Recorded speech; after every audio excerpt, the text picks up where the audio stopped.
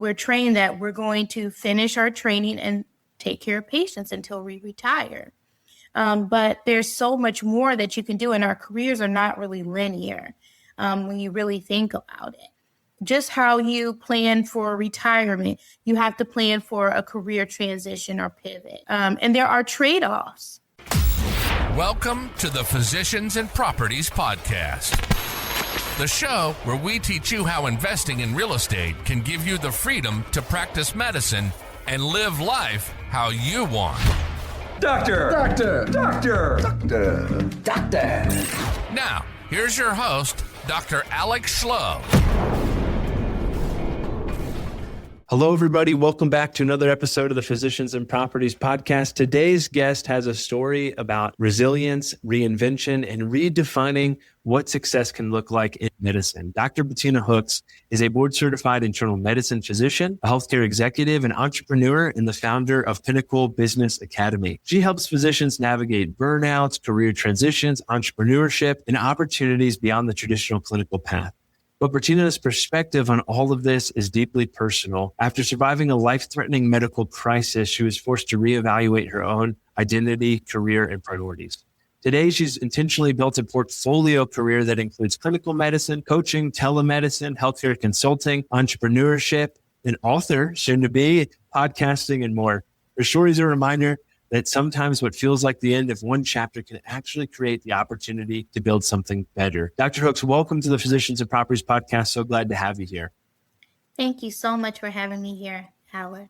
Absolutely. Well, I was going to say the pleasure is all mine. I'm really grateful to have you. Bertina, do you mind taking us back to the beginning? What drew you into medicine? So my origin story into medicine is kind of interesting. My mother was a nurse, and so was my maternal grandmother. And when my mother was pregnant with my younger sister, she went into premature labor. And my sister was born premature, 4 months premature. She was the smallest infant in Iowa at that time. Wow. And so she had to be life-flighted to a NICU at the University of Iowa hospitals and clinics.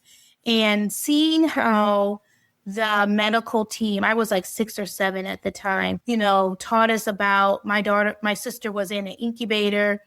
She was on a ventilator for a while. She was getting tube feed. She was very critically ill. And seeing how the NICU team took care of her, explained things to us, gave us comfort, support during one of the most difficult times in our lives as a family, really kind of motivated myself to say, I want to help people like that. I want to be there in their most vulnerable situations or times and really make an impact, really make a difference. And then there was another pivotal point in my life when I was a teenager. I was coming back from a softball game with my best friend, and I was hit by a drunk driver in broad daylight. Thankfully, I did not sustain any significant injuries, but I did pass out for a little bit. I had a few, bumps and bruises, abrasions, things like that from the hit and run. But I went to the emergency room, and I saw how the emergency room doctors and nurses took care of, patients with different levels of acuity of issues, right? Some more serious issues like me, some maybe less serious. And I kind of told the charge nurse and the ER physician, I think I want to become a doctor. And so they gave me a stethoscope. The physician that took care of me gave me a blue metallic stethoscope that I still have this day.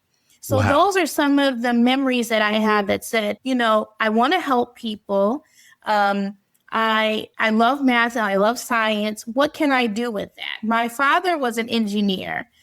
He's retired now, but he always wanted me to become an engineer. And so I made up my mind pretty quickly around 5 or 6 that I wanted to become a physician. And as I got older, he was like, you don't want to be an engineer like me? And so I was like, no, Dad, I think I have a different path. And so I've always wanted to help people. I always wanted to be a physician. And so, along the way, obviously, there may be setbacks, but I always felt like this was a destiny, a calling for me. And I really enjoy what I do every day. I feel like I was made to be a physician. It's something I don't regret. So that was what interested me into medicine and kind of, propelled me into pursuing medicine, were pretty much those two pivotal, moments in my life. And then, obviously, practicing medicine every day for the last 15 to 16 years has only been fulfilling for me. Every day I get up and I get to take care of patients. I get to make a difference. I work primarily as a hospitalist, but I also have I've had an outpatient clinic at one point in my life. And I've done other, dived into aesthetics and occupational medicine, telemedicine, as you mentioned. So I feel like, all of those things make you a better clinician, right? All those experiences help you, give you that experience, that know-how to understand medicine better. And initially, I matched into an obstetrics and gynecology residency. And so I really wanted to do women's health. And then there was an experience when I was in my internship year that made me think, I want to really go into medicine and maybe do like critical care or cardiology. And so I redid the match after my intern year and matched into internal medicine. And that's how I started doing what I've been doing for the last few decades. Wow, what a incredible journey. How is your sister doing now? How did everything turn out after that NICU stay, being the most premature baby in Iowa for quite some time? Yes. How did that turn out? Well, it turned out well. She was in the hospital for a while. I think 4 or 5 months before she was able to be released from the hospital. Right. But she's doing great now. She's in her late 30s, early 40s. She's thriving. She's the VP of a company. No real residual deficits, because a lot of premature babies sometimes can have issues with meeting certain milestones and things like that. But she's doing great. Thank you. That's amazing. Yeah, absolutely. Yeah. Was that part of the initial driver for you wanting to do OBGYN, you think? Or Yeah, I think my mother's, obstetric issues. Yeah. She went into preterm labor and all of those things kind of made me interested in it. I think women's health, being a woman myself, was something that interests me. And I really wanted to do perinatology, which is high risk OB, and, kind of help manage diabetes and other medical problems. So that being an internist is not too far from that. It's just that they're not pregnant. But you still deal with all of those, chronic or acute medical conditions. So. Yeah, absolutely. It sounds like a good blend for you with internal medicine and kind of jack of all trades, especially given the multiple different, clinical paths and avenues that you've had over time in internal medicine, which is really cool. Was there ever a point in time where you felt like you'd built the career that you were supposed to want, but maybe not necessarily the life that you wanted? Oh, sure. I was very excited to finish residency and start as an attending, like most physicians are. And, you realize there's a steep curve, learning curve when you're coming out from residency. You're learning so much, every day, taking care of patients, on your own. And so I think 4 or 5 years into my career is when I started to feel burnout, some of the signs and symptoms of burnout. I didn't feel as fulfilled. I didn't feel as restored when I, would be off service as a hospitalist. And I started to realize that I really had achieved a lot of the things I wanted to achieve in my career. So what was next? And that's why I kind of transitioned into locums for a little bit, just because I had more autonomy, more flexibility in my schedule. At that time, I also became a mother. So, I wanted to kind of, not necessarily be employed. I had always worked as an employed hospitalist before that, but I really got to explore, working with different patient populations in different areas of the country, dealing with learning how to negotiate my worth and understanding what my worth is as a physician. And I think that was a unique experience because I started to realize that my expertise is a commodity. It's a resource, and how we look at ourselves, our value is a lot of times determined by productivity and other things, patient satisfaction scores, but also we bring a unique skill set And so understanding that and understanding, what that means, and your value and your worth, looking at it in a different way as a locums physician was something I think that kind of helped me start broadening my horizons and looking into other streams of income and entrepreneurship, actually. That's awesome. So locums is kind of the pivot in your mind of like, hey, I'm starting to have more control. I'm starting to be able to have some power for negotiation, maybe a little bit more autonomy. What did things look like for you after you started getting the entrepreneurship bug? Well, then I started my own practice. I started my own medical practice, and I started doing more consulting at that time. And that's when I really started to kind of get the entrepreneurship bug. I realized that I really enjoyed, being an entrepreneur, which I really think is someone who sees a problem and then provides a solution, a product or service or whatever that helps resolve that pain point or problem.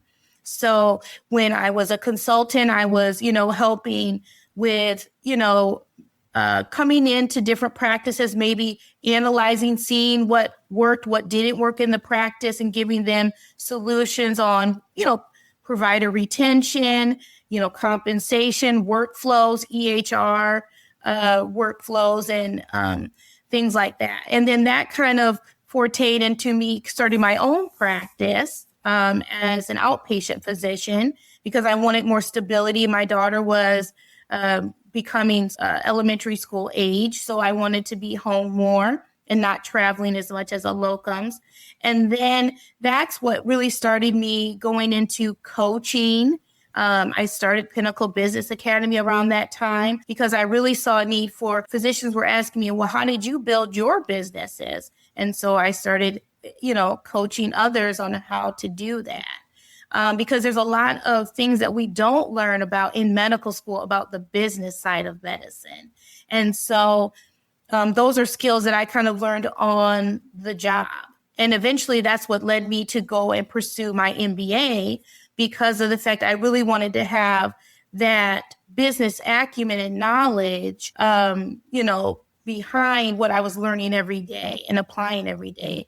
So. That's amazing. Yeah, I definitely want to dive a bit deeper into your businesses and your different alternative income streams. I know that there's a medical crisis that really kind of changed everything for you. Yes. Are you willing to share a bit about that and how it impacted your life?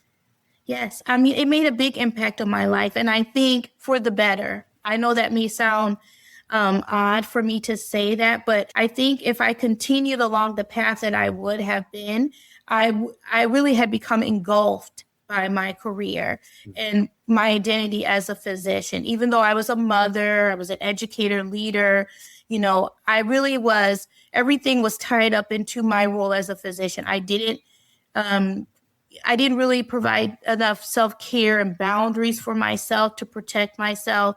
I didn't say no. I was always someone who was saying yes. If there was if my employer or my boss was asking me to do something, even if it didn't work out or even if I had a schedule conflict, I didn't want to let my team down. And so in December of 2022, I was actually hospitalized for necrotizing fasciitis due to strep, and I was septic. I didn't realize that. I had actually worked a shift that day, admitting shift, goodness. Believe it or not, and then came home not feeling very well and passed out in my bathroom and had to call 911. And so I knew something was wrong, but I just didn't know what. When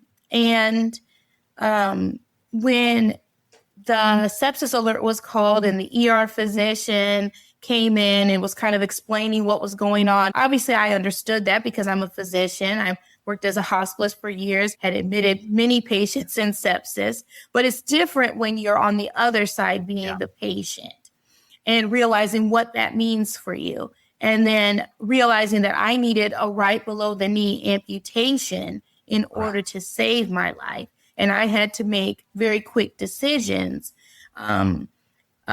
that most people wouldn't want to be in that situation. I had to think about my daughter. I had to think about my future as a clinician. And after having a discussion with the orthopedic surgeon, I decided to go ahead and proceed with the amputation the next day. Wow. And so, you don't really have a lot of time to wrap your mind around what is happening or how your life is changing. You're just thinking about what can I do now to preserve what life I have left.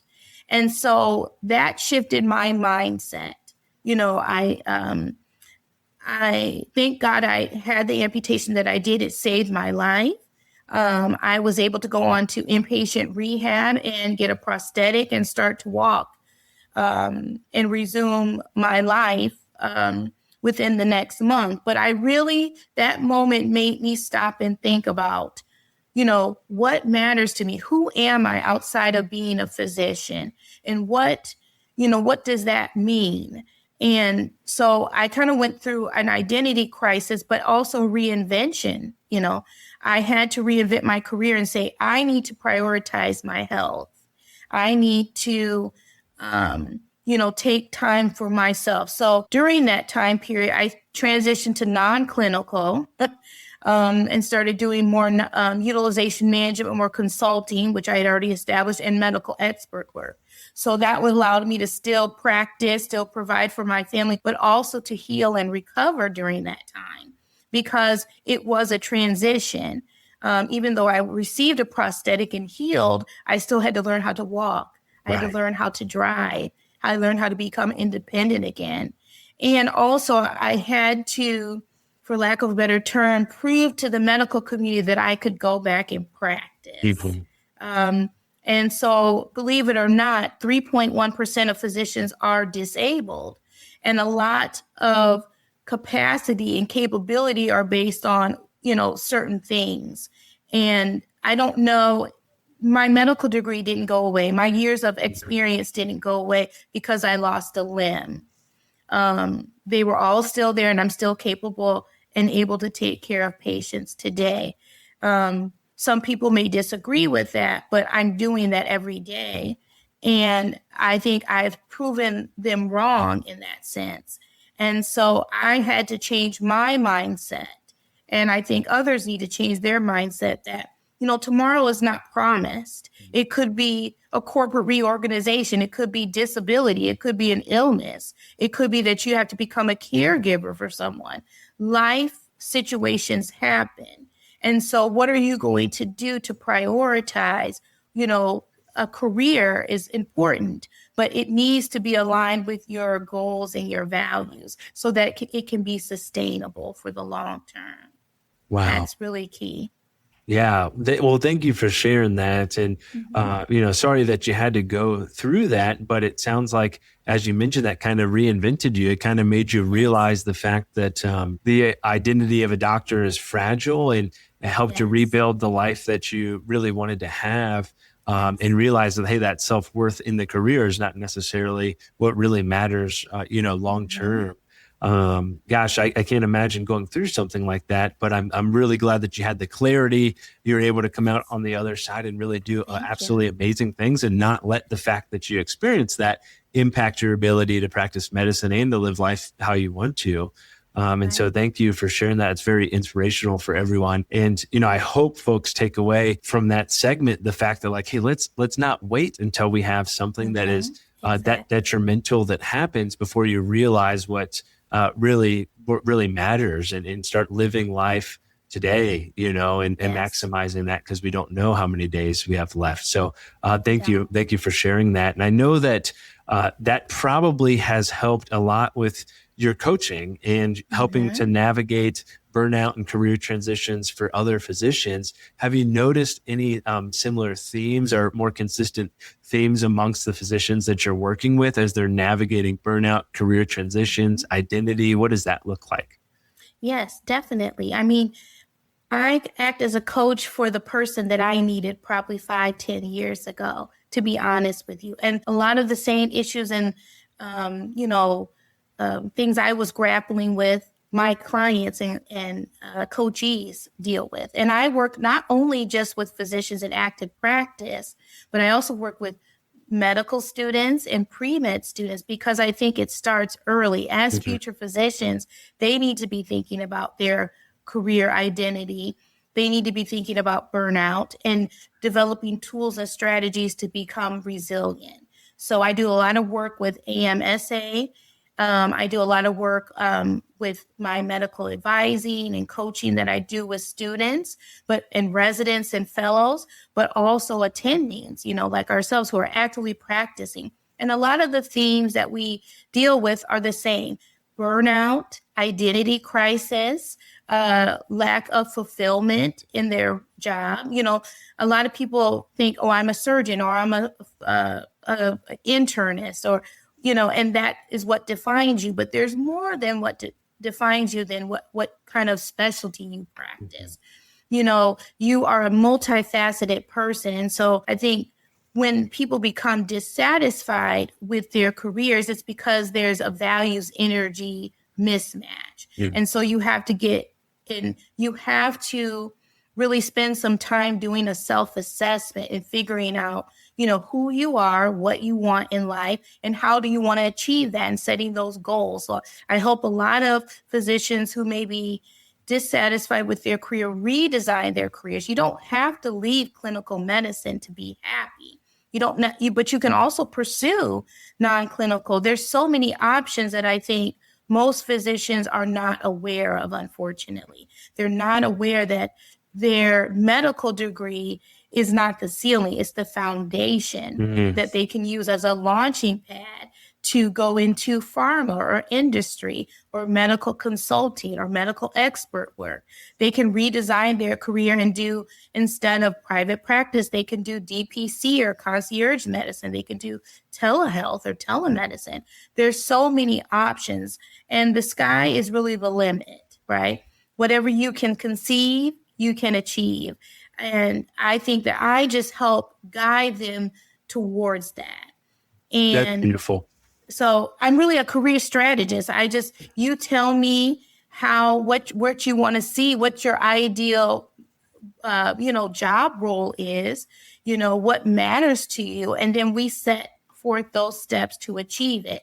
And I think one of the things that is so important is having multiple streams of income, because you're not locked into one thing. You have that breathing room. And I think it allows you to practice medicine with more breadth and freedom and autonomy, because you love what you do. You're doing it because you love what you do, not because you have to.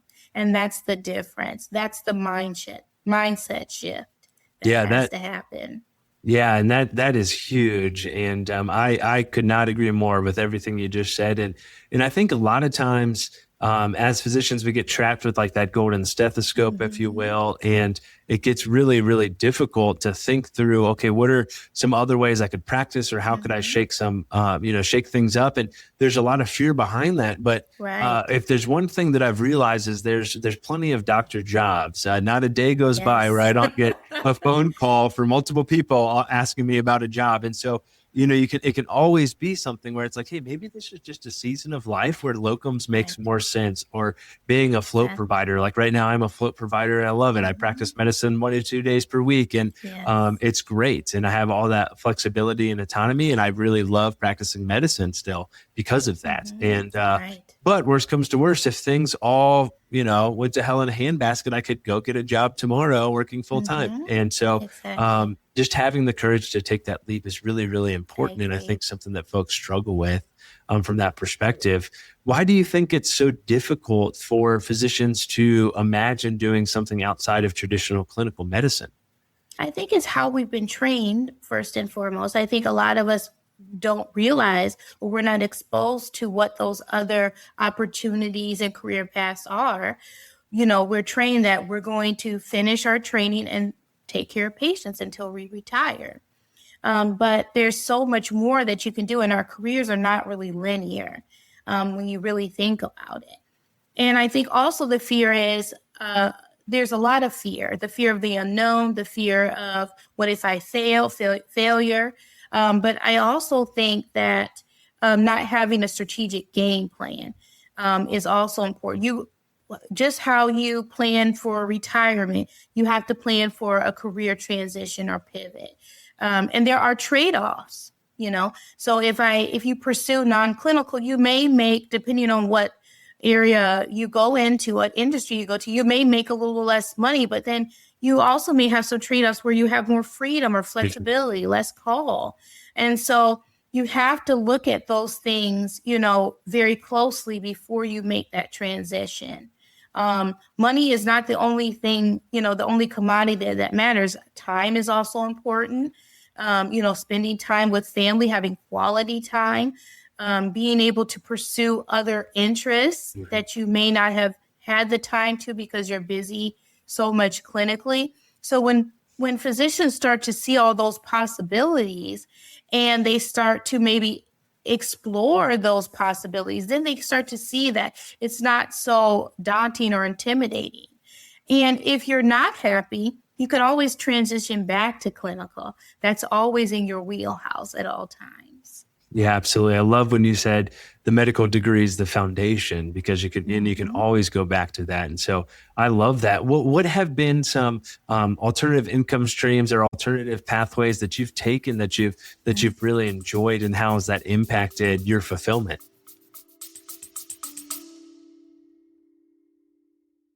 How would you like to build real estate cash flow without dealing with tenants, toilets, or late night maintenance calls? This episode is brought to you by Rent to Retirement. If you're a busy physician or professional who wants passive income and long-term wealth through real estate, Rent to Retirement has been helping investors do exactly that for over 15 years. They offer fully managed turnkey rental properties in some of the best markets in the country, including opportunities priced up to $40,000 below market value. Their properties have delivered average projected returns in the 15 to 20% annual range. And in some cases, you can get started with as little as 5% down. The best part is, these are often A-class properties generating $500 per month or more in passive income. And their team, they handle the heavy lifting, including property management.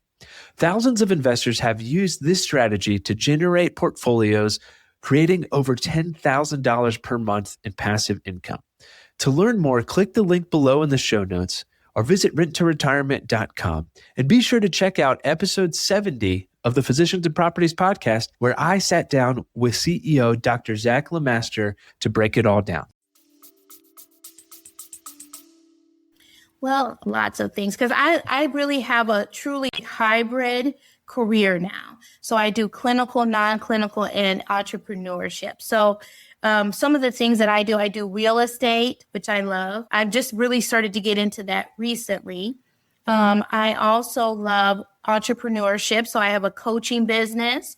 I have a publishing imprint. So I am publishing my own memoir and other books that I've written to help other physicians navigate this career transitions that they are maybe interested in. But I also want to open up that forum to provide other authors a means to publish their own transformational stories as well. Because I think, having a voice is important.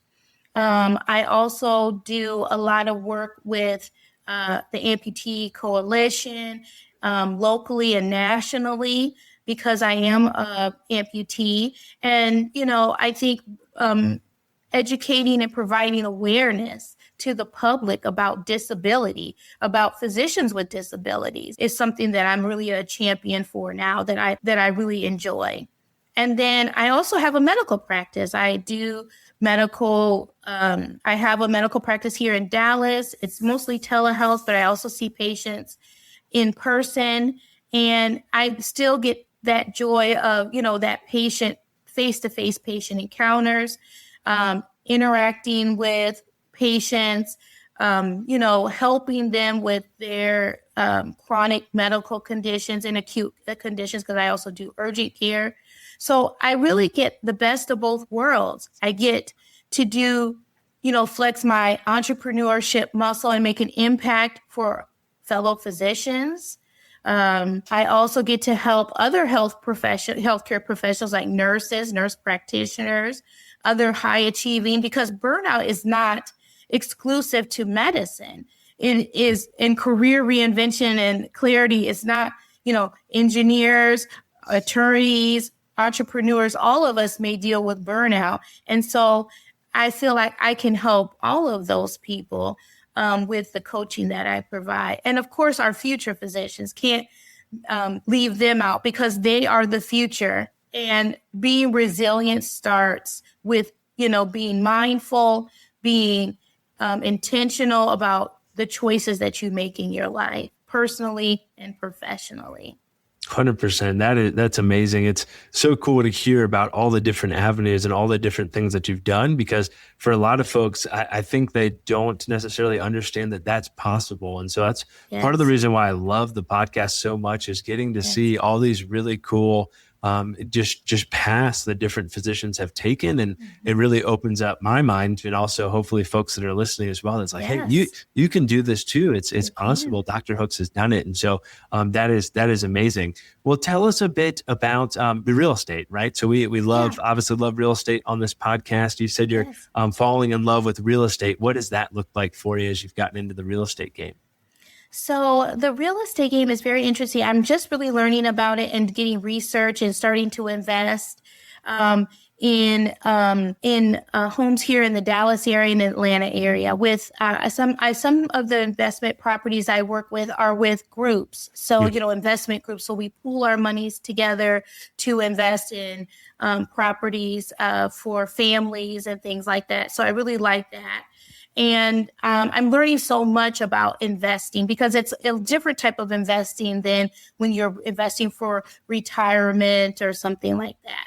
And I feel like it's making an impact, because we're providing, quality homes for families to live in. We're doing the renovations and keeping things up to standards, so that families can really grow. Your home is so important.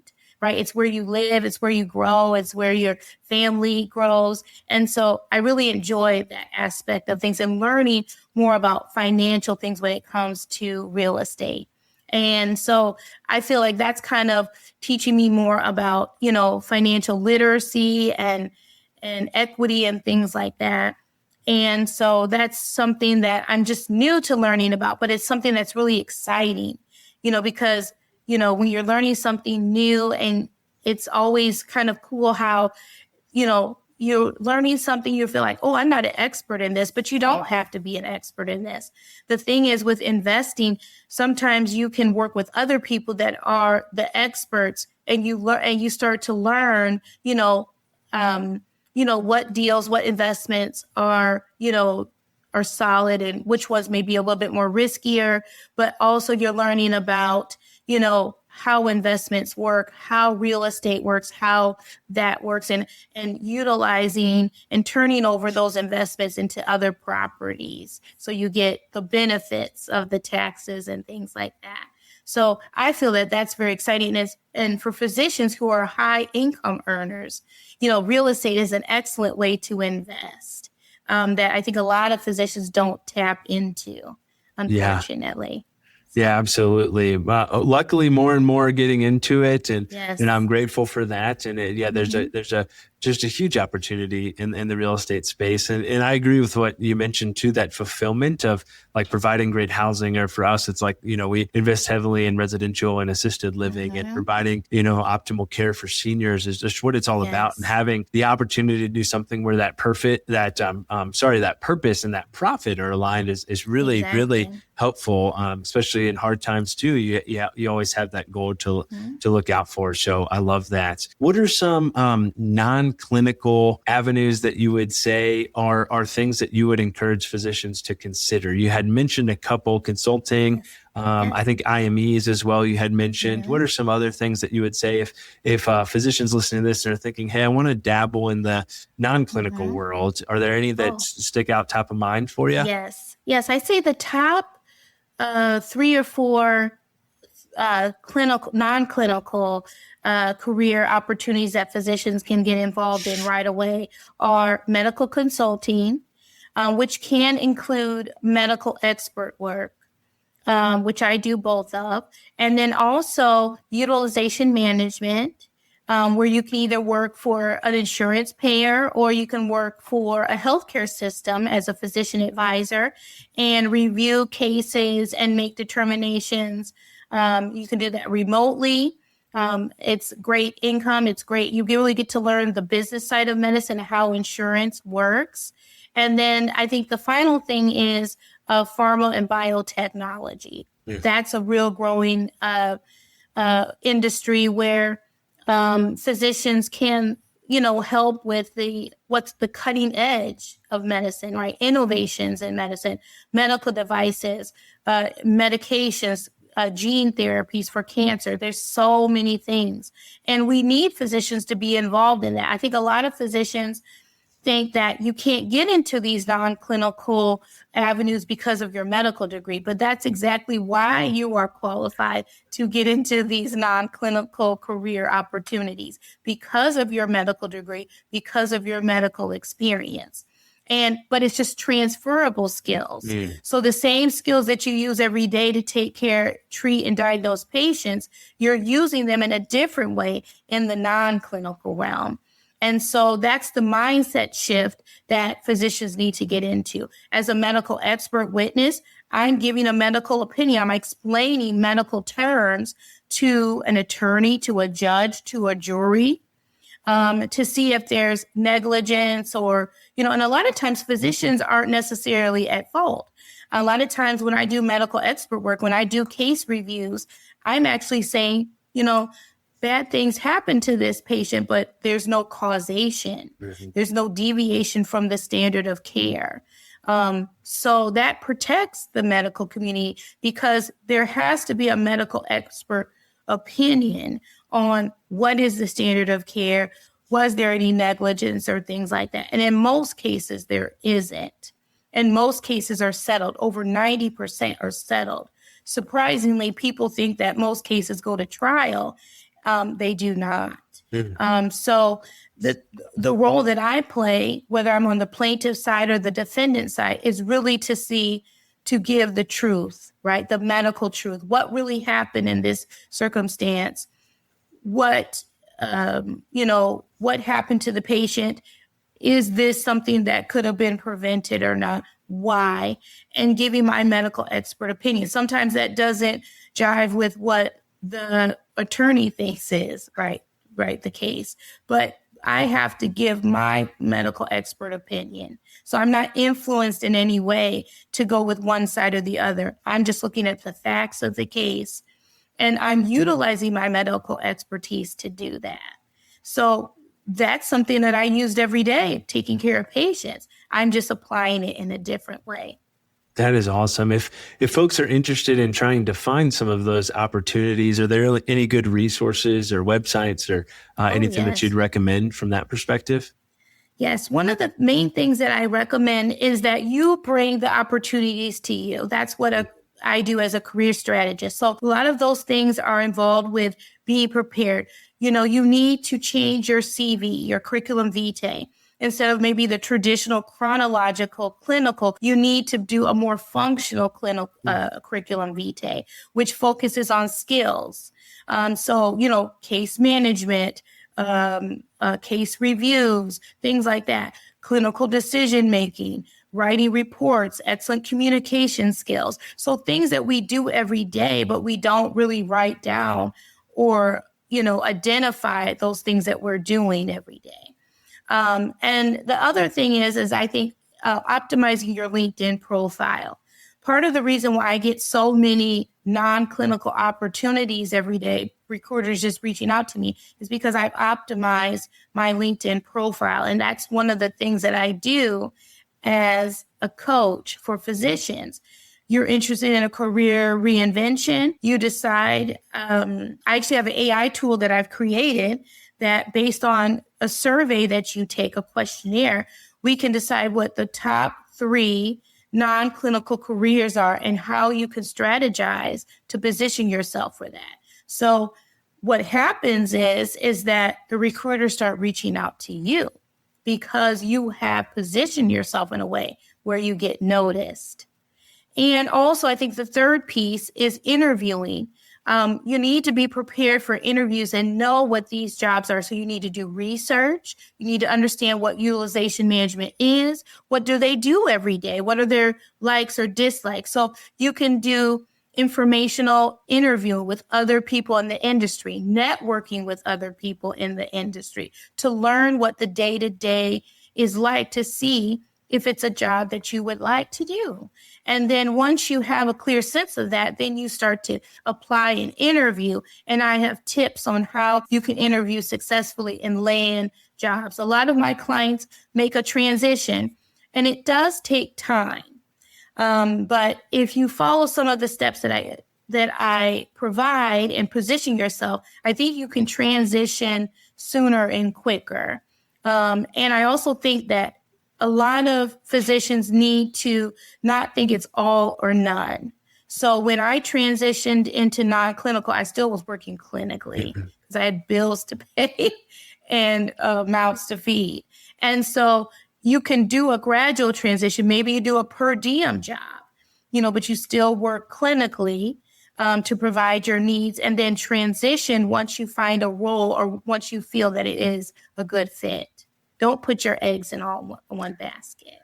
That's great. That was some really fantastic tips and certainly helpful for folks. And I agree. And it's awesome too, as you're starting to get some of these alternative income streams set up, like then you're able to peel back the things that you don't enjoy as much. And then before you know it, you've really designed the life that you love and the career that you love. And you're maximizing time with family and things that you really enjoy.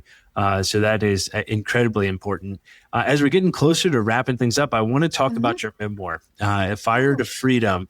Why that title, and what does freedom mean to you now?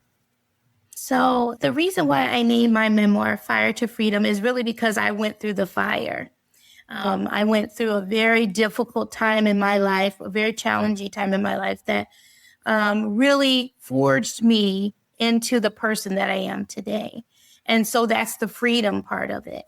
Most people would say, well, going through something like that would destroy you. But it actually really revealed who I was as a person, as a clinician, as a mother, as a human being. And it helped me prioritize things differently and to really have intention and purpose with what I do every day. I still have the same stressors in life that we all have, but I make a choice to say no to certain things, to set boundaries, to really pursue opportunities that are in alignment with what I really want to do in my life. So I have a very clear vision now, and I want to help others in that vision achieve what they want to do. That's the most empowering part of it. So my memoir, I hope, will resonate with people because it speaks on so many different things that we all deal with: burnout, identity crisis, trauma, resilience. And so hopefully, as you read my memoir, something will resonate with you. You'll take some piece of that, of my life and what I've learned, and it'll resonate with something maybe you've dealt with in your life and will help you with your own transformation, because change is inevitable. And I really think that people need to give themselves permission to evolve. We're not going to stay the same in life. As we age, as we get older, as we go through different milestones in life, we are going to have different priorities, and that's okay. It's okay to change. And change isn't always bad. That is so good. When is the book coming out for folks to be on the lookout for it? So the book is going to be launched September 23rd, 2026 on Amazon, Barnes & Noble, Ingram Spark, audiobook platforms, and you can also purchase it on my website. So I'm very excited about it. Yeah, congratulations. That's a huge milestone and very, very exciting. And hard to believe September is going to be here so soon. This year is just flying by. That is awesome. Well, as we wrap things up, if a physician is listening right now and they feel burnt out or trapped or convinced that they've built a life that they can no longer sustain, what's some parting shots that you would want them to hear? I would want to say that you're not broken. If you feel that you're stuck or burned out, there's always choices.